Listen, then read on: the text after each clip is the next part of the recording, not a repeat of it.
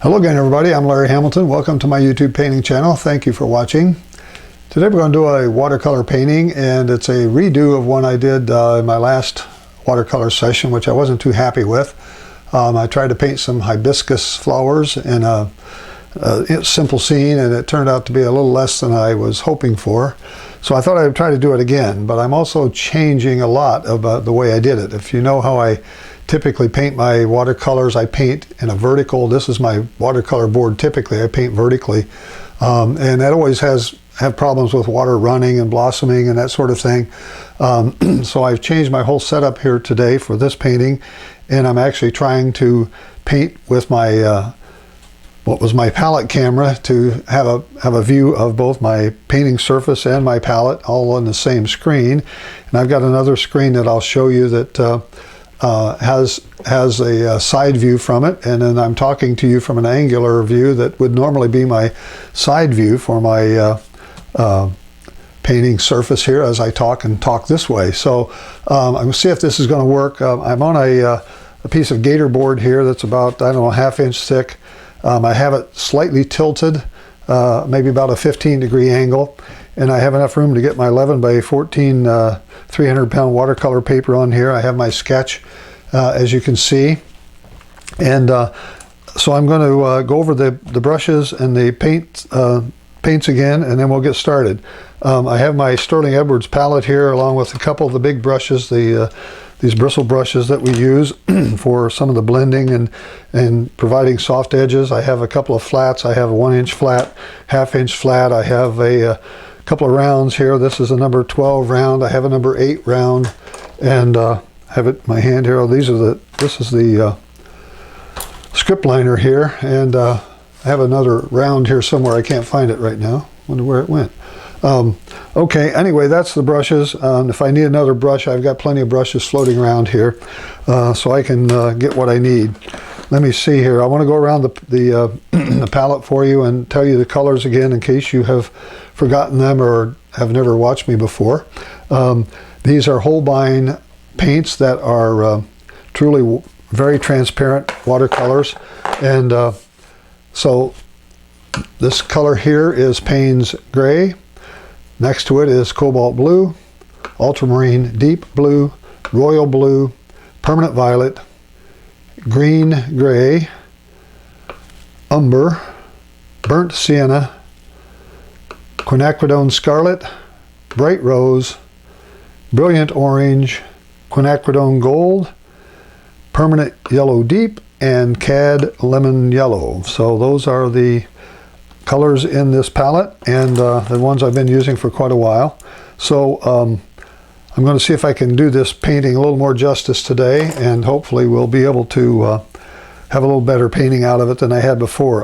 The other one I did a wet on wet. I wet the whole paper down and was painting vertically, and it just kind of really bothered me the way I ended up leaving that, and so I'm going to try to do it again and see if I can do a little better job with it. I am going to do some wetting of the paper because I do want some soft edges here in the background. So I'm going to just put in some light wash here of clear water around these flowers here that I have.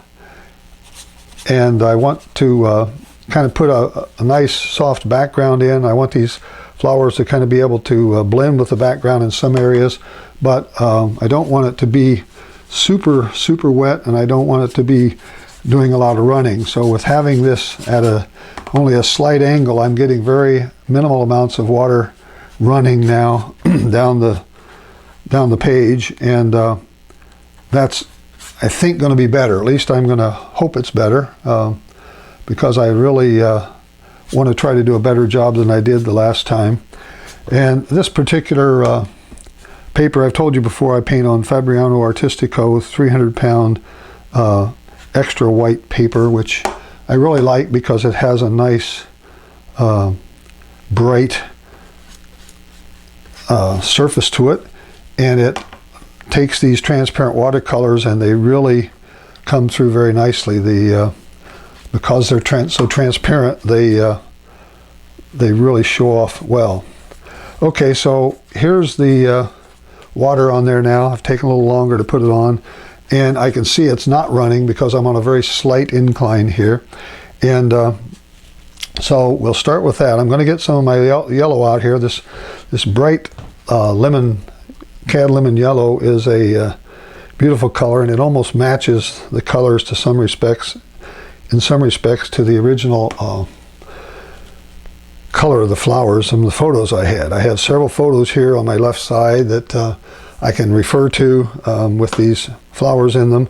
And so I'm just going to try to put some of that color in right now, and we'll let it set and start to dry, and we'll see how that works. The photos that I had to work with were reasonably bright. They were almost over bright because they had the photograph I had used was really in bright sunlight, and it didn't take the photo the way I wanted it, and I really couldn't even see how these flowers were constructed hardly. So I had to get other flowers, photos of other flowers, and use that. So I'm going to just put this first very light wash in here of these flowers that you can see how I'm just kind of going up the edge. I have this graphite on here. I didn't erase it. Sometimes I usually erase that graphite and let it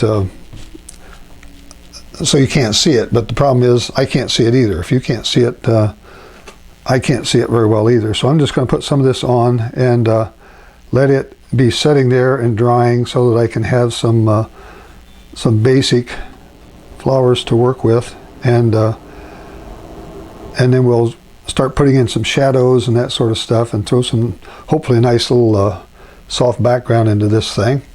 And so where this area is wet up here, I'm going to just throw in some other areas that look like there might be some flowers that are kind of in the distance.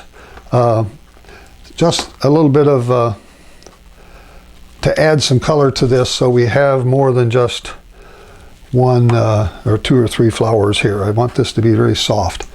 And while I'm at it, I'm going to come back now and start putting in the background. I'm going to use some of this, I guess I'll use some cobalt blue maybe.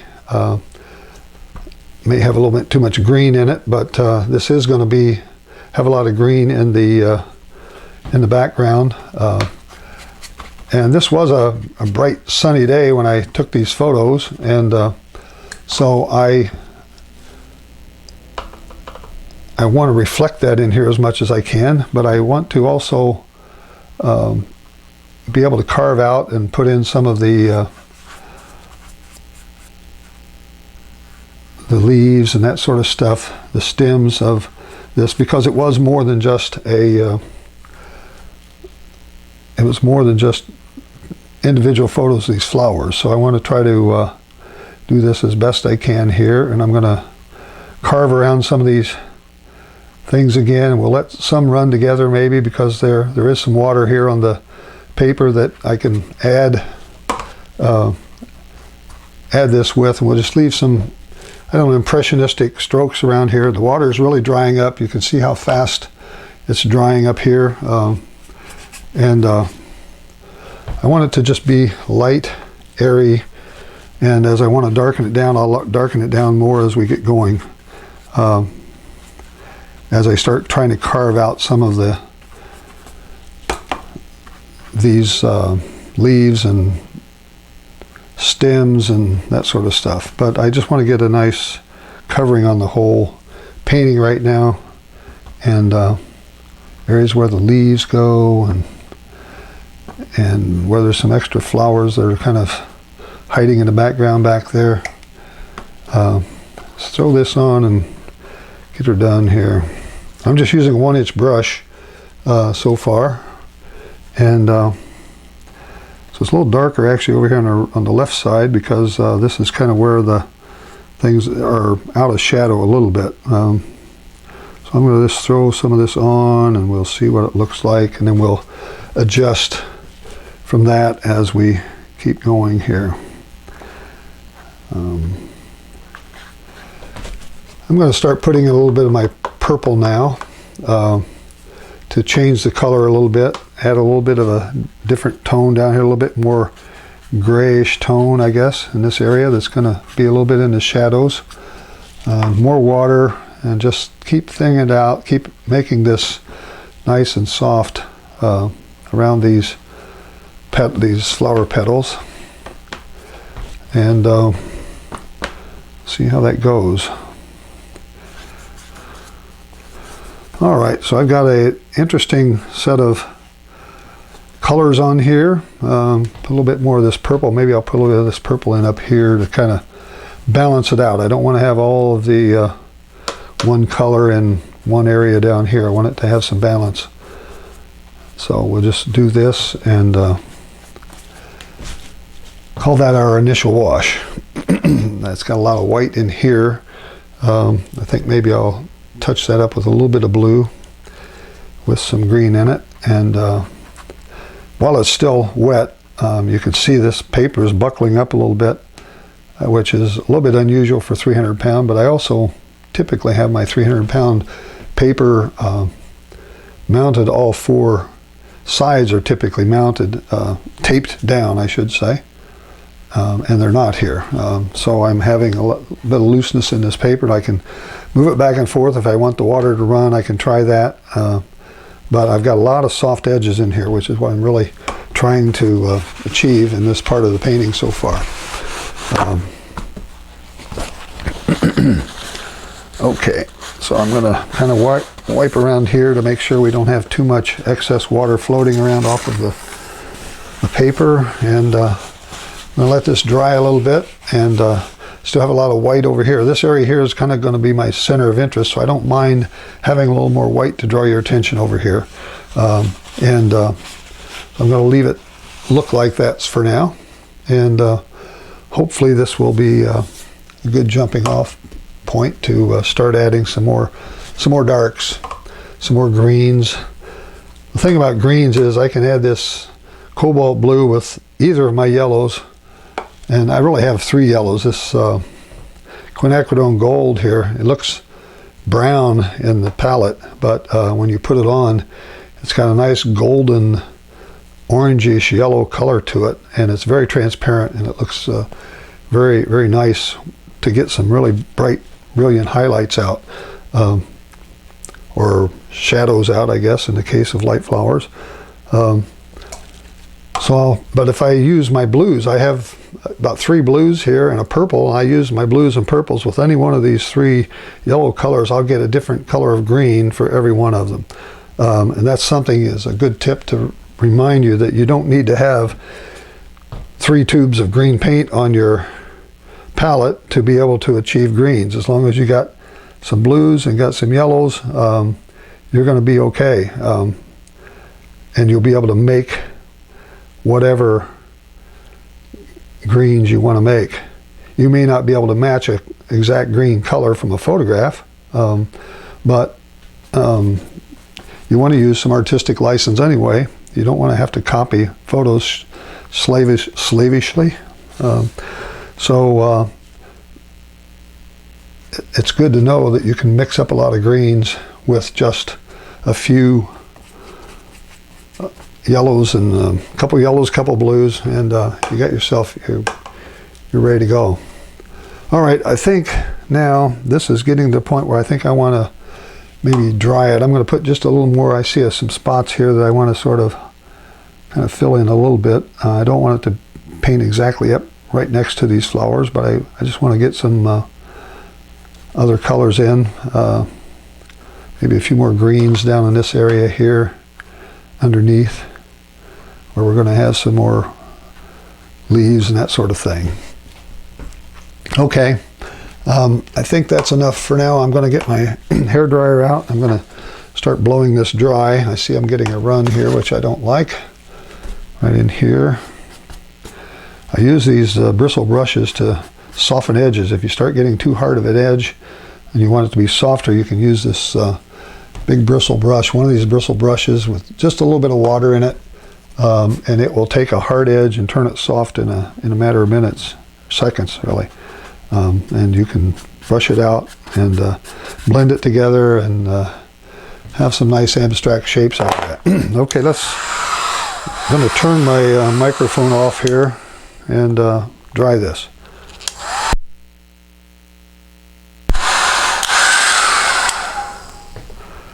Okay, I'm back. Turn my microphone back on. I hope I didn't blow your ears out on that. This is fairly dry. It's still got a little dampness in some spots, but if you feel it with the back of your hand, if it feels cool, it's still a little damp, like right there. If it feels warm or room temperature, it's probably fairly dry. I know this is dry because I painted these flowers first. All right, so let's get a round brush here and see what we can do with maybe accenting some of these flowers. Try to get in a few of the shadows and get a little bit more of the two-tone nature, three-tone nature of these beautiful hibiscus flowers. So I'm going to come in here and start putting in a little bit of a dark. It's a little darker than that, hopefully. I'll get some of this other yellow. I have this permanent yellow deep that's really a good color for putting in some shadows like this, or areas where it's actually it's not really well, I guess it is a bit of a shadow because this thing curves down, and as you pull it up, it gets on a soft edge here on top, and a little bit of a soft edge here in the middle, because it pulls out like this and goes up to these other parts of these petals here. Okay, something like that. I need to get myself some paper towel here so I can keep working on this. All of these have a sort of a deep center to them that makes this thing look rounded and gives you the ability to sort of pull out the color and blend it into what's there. And so I'm trying to do that now with these so that I can define these petals just a little more. There's we have a bright rim around the top, and then we have some shadows under here that are sort of a darker yellow, and I want to kind of indicate those with some brush strokes that kind of pull down toward the center. And so I'll do that around the perimeter of this guy, this one. Same idea. If you can pull them in or pull them out, you can start getting a little bit of a shadow. Now this part of the petal here is more in the sun, so this has a little more shade, a little bit slightly darker, not a lot, but both of these are going to have slightly darker sections in them that pull down toward the center, and where the sun's not quite as bright on them, and it's going to help define these beautiful petals. And I want to make this other part, I'm going to probably leave it alone even. May not do much. Over here on this one, pick up a little more quinacridone gold, a little more permanent yellow deep, and I'm going to put some more around this guy here, pull it in. These are maybe a little darker, and put some water on them, let it blend together.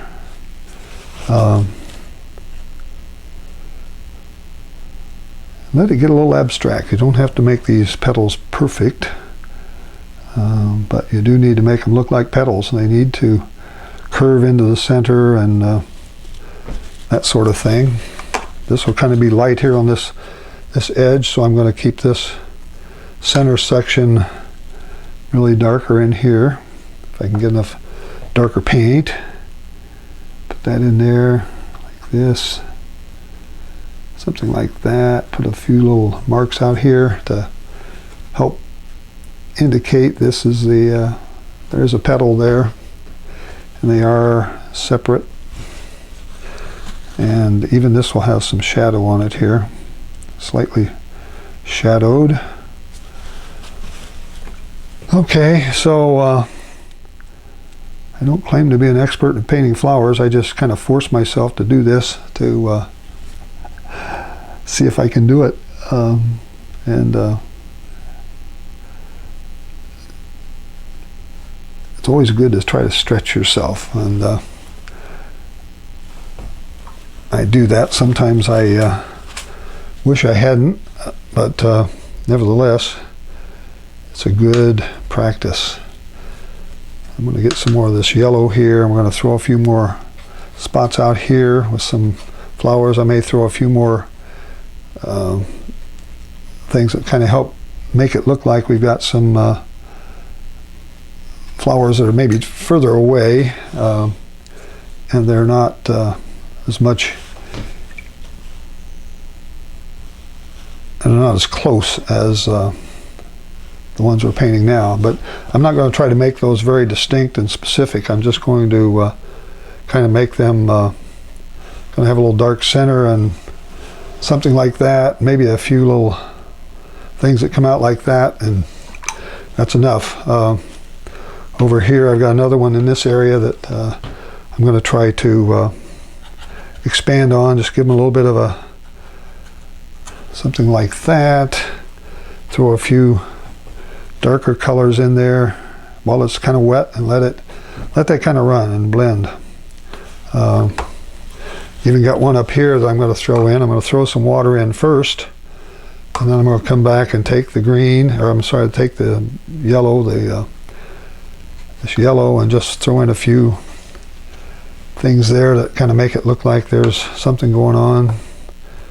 And again, I'm not trying to paint specific flowers here. I don't want them to be so bright and whatever that you look at them that you're forced to kind of look over there. I want it to be just impressionistic enough that you say, oh, that's got to be another petal over there. So we'll see how that looks. And so I'm getting some water drips on here in some places. That's okay. I'm going to be putting in some more, filling in with a lot of leaves here in the middle, hopefully, and we'll get this thing in good shape here. Throw a few more of that. I'm going to put a little more yellow on this one here up the top, and let these sort of blend. This bright yellow is really good for this. I'm going to try to stay away from this area here. I want to keep that kind of bright and open if I can. And I'm going to start darkening down. You'll see as I start putting on more of the dark backgrounds, you'll see as this thing will start to really explode, and these colors will really look, you'll really see this thing come to life. Right now it's just kind of flat and doesn't have a lot of three-dimensionality, but that's what we're working on here. Trying to get this thing,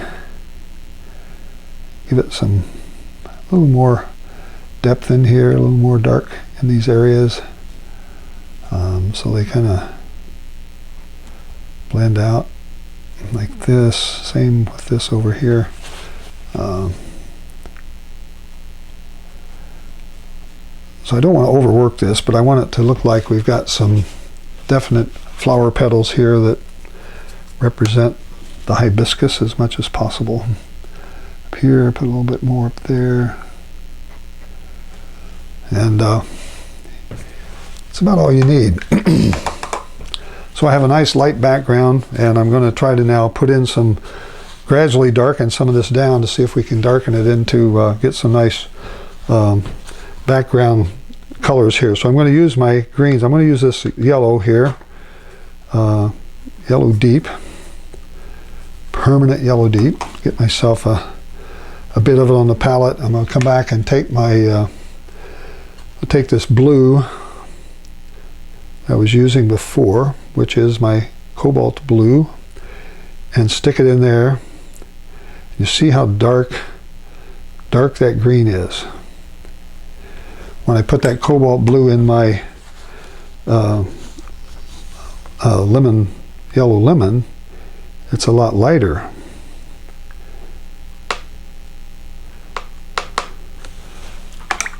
And I haven't even used another blue. I'm only using these two blues so far. I did put a little purple in. If I take some purple, permanent violet, I should say, and I start putting that in, you can see I can get add a little blue to that, and I can get another very dark color with a little bit of this yellow in it, and we'll get another version of green. That's kind of a muddy looking green. But if I put the purple into my area over here, I get a much brighter color of green. That's still too brown. But putting in some of this color in it, it still turns a kind of a grayish color. So the purple violet doesn't really give us a green color as much as it gives us a gray color, grayish brown color. So I can use that grayish brown color for some of the areas where there are stems and stuff in here, and I can use the greens for where I want to have leaves, or even in stems. So all of these flowers have sort of a interesting little thing to hold them up here, like this, and kind of come down, and they're just kind of going to go into nothing down here. I've got these that I want to like that. We're going to put some leaves on them, some big leaves out here that paint some positive shaped leaves, and we'll leave some negative shaped leaves here eventually. But I'm just using this blue and yellow color to give myself some nice looking leaves and stems, that sort of thing. And I'm going to put them down here. I'm going to just put a few. Again, this is positive painting as opposed to negative painting. Over here I've got actually this is a start. This is a bud head that's starting to come to life over here. So let's put something over there for that. And he'll kind of stick underneath that other flower there. And we'll just let this kind of drift into nothing as well. And while we're at it, let's put a couple of leaves on this guy, maybe something like this. And let him connect. And maybe one over here like this. These have different values, different colors. Come back and echo that color over here, and put a couple of leaves over here that have a interesting shape to them, just so they look like a leaf. And that's kind of what we're trying to do here. And let's darken some of this down. I can put a little more violet in here, and I will darken some of these down that may be in the shade. I can get a lot darker value on there. Okay, this is kind of blending into the bottom of this. I don't want it to be have hard edges in there. I want it to be soft. Same with this one up here. I'm going to put in actually I'm going to try a little bit different tactic here. I'm going to use some clear water and just put like it would be a stem down there, and then come back with my yellow greenish color and start putting in something there that goes along this way. A little bit too blue, put some more yellow in it, and so we can do that, show some blending here in the bottom of this, and let it get all softened out so we don't have hard edges in there. And maybe there's a couple of leaves that sit on this thing too as well. I'm sure there are. We'll just make them. Something that likes this, maybe out there and down here. Run this down, and so it's just really loose and soft, and trying to get it bright. Over here, let's see what we got here. Let's put a few loose things coming down this way, like that. Another brush stroke where you can just kind of push and pull up like that. It will leave a interesting leaf shape. And this I want to be connected to the bottom of this guy here. All right, down here we're going to just let this go into nothing. And so I've got a bunch of those now, and I need to fill in that background and start letting it kind of come together. Right now it looks like a bunch of hibiscus flowers are just kind of sitting there with nothing going on around them, and there's no background. Usually I start the background first, but I've also found that that's sometimes that's a bit of a challenge to doing floral paintings, particularly when I was painting these things vertically. At least I've got minimal water running now, and you can see that I'm not having nearly the trouble I had in one of my other videos where I was trying to paint this thing vertically and I had water running everywhere. So this is all positive painting right now. So difference between positive and negative, of course, is when you paint negatively, you paint in the spaces that are open, and you try to make this, try to leave the shapes that you paint around, and it's called negative painting. I'm only using really one blue and a couple yellows here, and this needs some shadow on one side because the sun is coming from the right. So all of these that have some sort of a leaf on them, you want to have that look like the sun is coming from the upper right somehow. So if the leaf is curved under, it's going to be on the left side here. There's one that's, I'm going to put the shadow this way. And so I could spend a lot of time working on these leaves. I could spend a lot of time working on the stems. I could spend more time working on the flowers.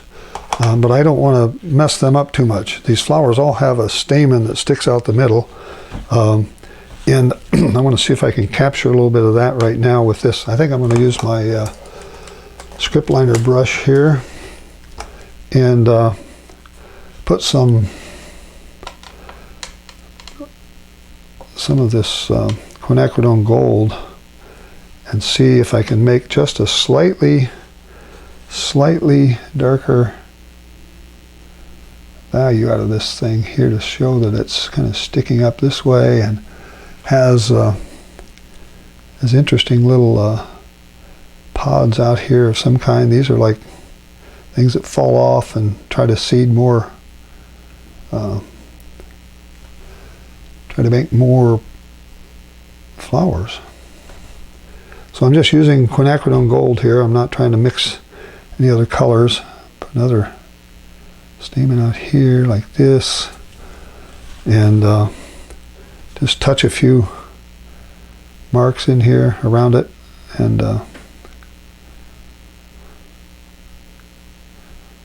so it gives you that look of a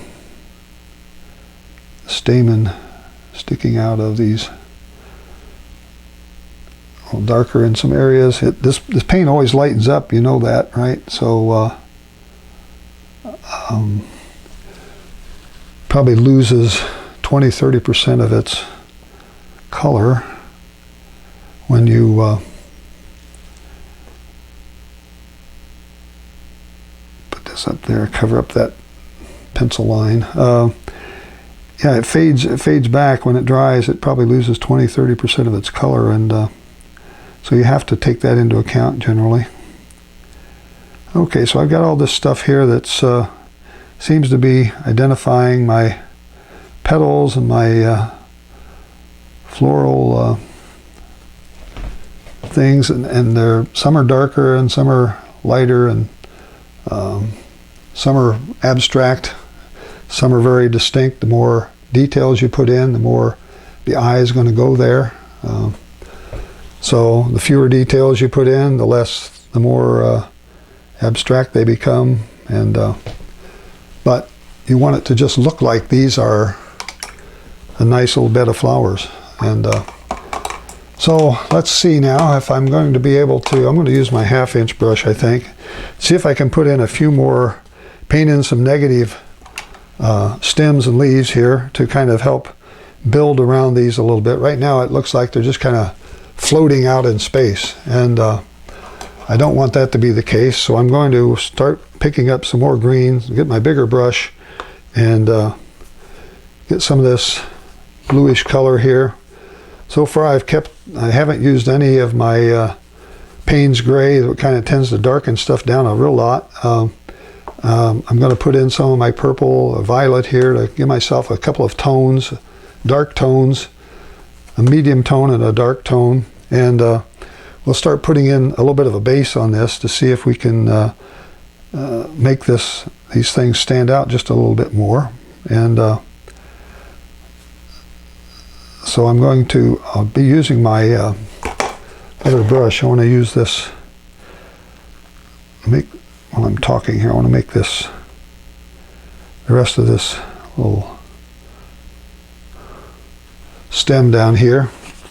And I'm going to use my 1-inch blending brush with a little bit of water in it. And the way you handle these is you come into this edge and you sort of just blend in like this, and you pull that out, and it makes some nice abstract shapes that you're putting on your paper. And so if I want to put some more over here, I'm going to use some more green. I'm going to come down and put a few negative shapes here, paint around this guy a little bit, and put some darks on this side, and see if I can maybe highlight this particular flower with some other petal-like looking things. But if the petal doesn't work out, I can just scrub it in and say, let's see, let's just pull this all together and see what we got.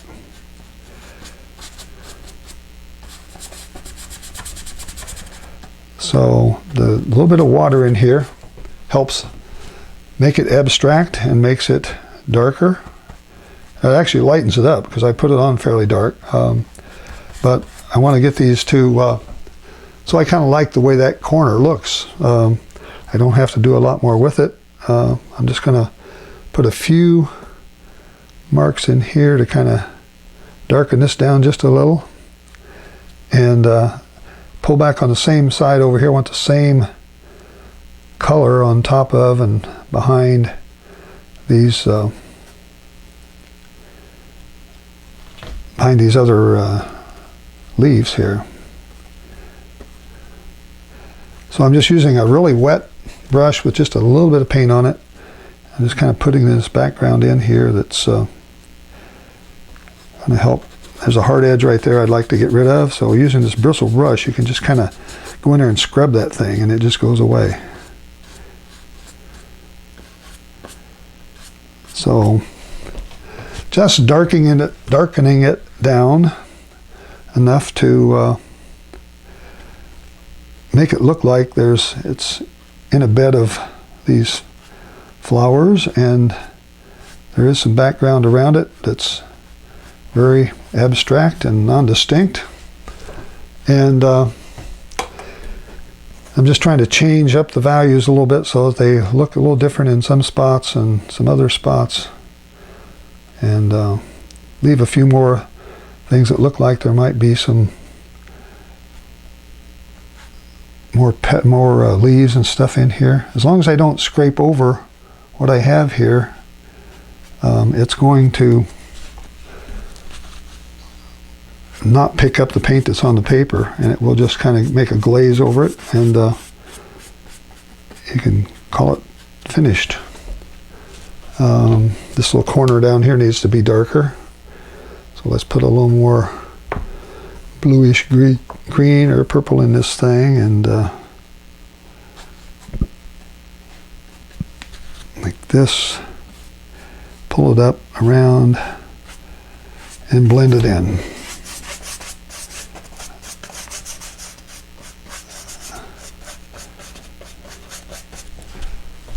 There we go. So I'm painting the background last, which is very unusual for me. I'm painting on a near flat surface, which is also very unusual for me. And I'm painting it all different than I would normally paint a watercolor. just darkening this down so that these things will stand out just a little more, and using this blender brush to put these kind of soft edges in here and kind of let it, it's like a glaze almost over this so that it doesn't have hard edges. I'm just lightly touching. If I keep running over it, I will pick up the paint that's underneath and tend to ruin it. But so I've got a little blue sky in there. I guess you could call that blue sky. I got some greens in here that kind of make it look like we've got some more greenery going on back here. And these are in a bed of other flowers and other leaves and all that sort of stuff. Okay, there we go. So, is that enough? Should I stop? That's always my question. When is it time to stop? It's fairly abstract enough. I think you can see the flowers. I probably could put in a few more darks in some areas to kind of highlight.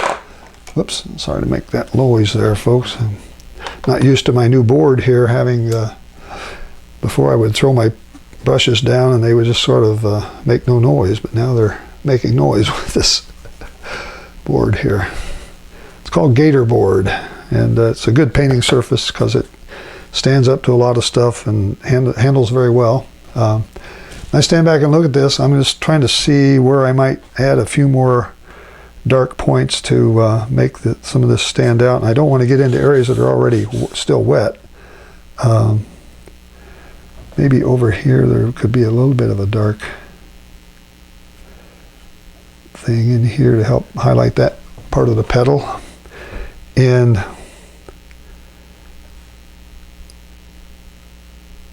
I don't want it to be all hard edges, so I'm going to use my brush again and come back and just soften those edges around there a little bit. So it kind of blurs and blends with whatever's out there behind it. But I gave a nice kind of a dark point there that tells you that that is the flower petal sticking behind it. Over here I might do a little bit of the same. Doesn't have to be a big splotch of paint. It just has to be something that helps the viewer see the outline of the flower that we've put there.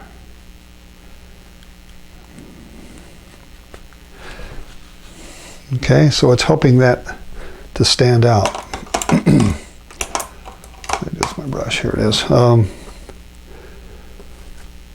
So I'm just trying to get this darkest, as dark as I can get with my cobalt blue and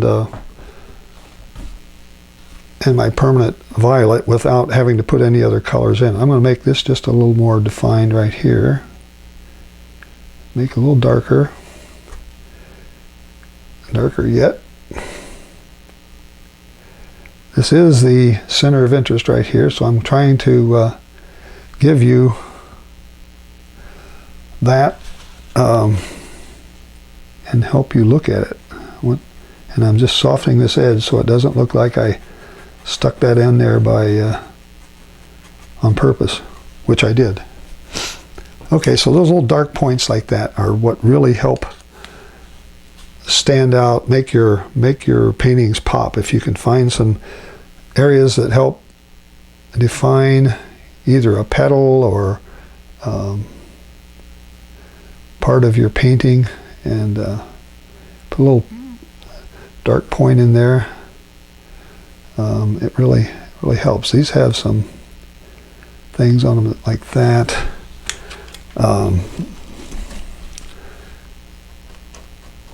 Tickle this edge, soften this edge, pull it down so it's not quite as hard. This edge up here is bothering me a little bit because I have some of the paint run over from the other wash I put on there. So I'm going to just touch in again a little bit of a little V like that.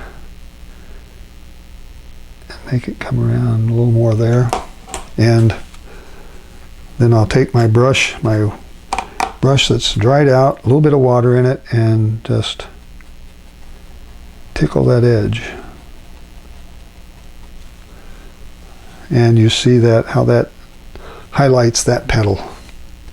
These were things I was trying to do in my other painting, and I just kind of failed to get it done right, and I was upset with myself after that, and didn't know what I was going to do about that painting, but I left it out there for you to see, and you can call it a mistake. I'm calling it a mistake, but I'm trying to rectify that with coming back on this one here. So if I get your eye looking right in here, I probably need maybe one more dark patch right there, a little bit of a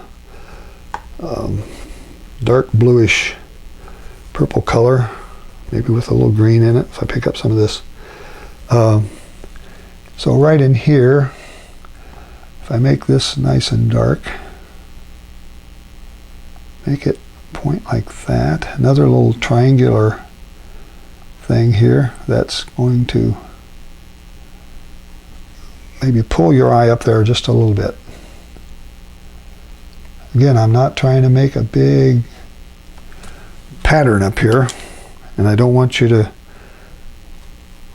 look up here totally, but I want it to stand out, so I get that edge. The edges are so important. I keep learning. I keep trying to remind myself how important edges are, but if you can get the right edge on something, it really helps make your painting work.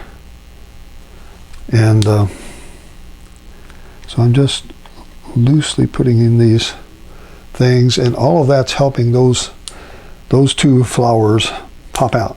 These over here I don't care about. I'm going to leave those alone.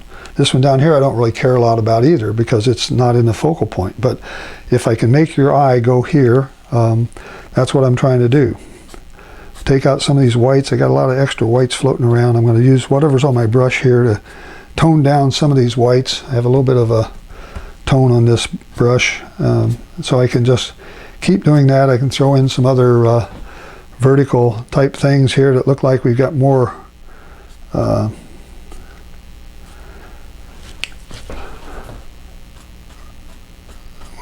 of these stems that reach out to these flowers than we had. Soften them up, make some of them pointed, make some of them different angles, but it's all kind of coming out from a, it's actually, these were planted in a pot actually, so I'll throw some things that look like some leaves on here, and like this maybe, and just touch it up with the brush, with this big brush.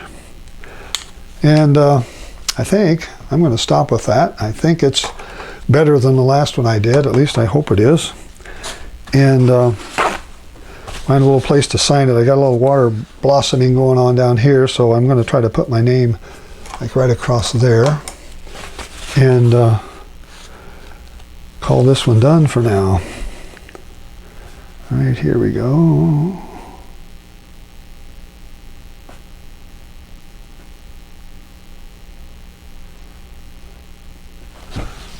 Okay, folks, I